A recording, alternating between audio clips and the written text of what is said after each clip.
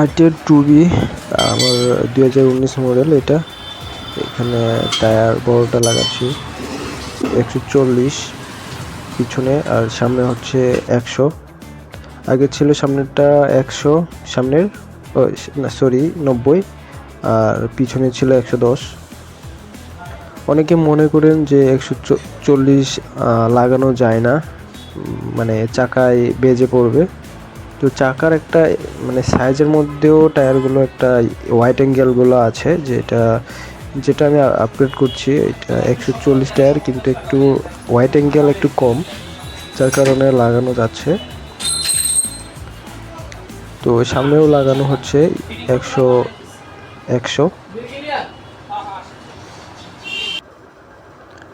কয়েকদিন চালিয়ে আমি আপনাদের জন্য রিভিউ নিয়ে আসবো।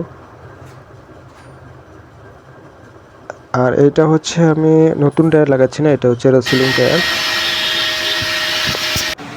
পরবর্তীতে আমি কয়েকদিন চালিয়ে আপনাদের জন্য ভিডিও আবার আপলোড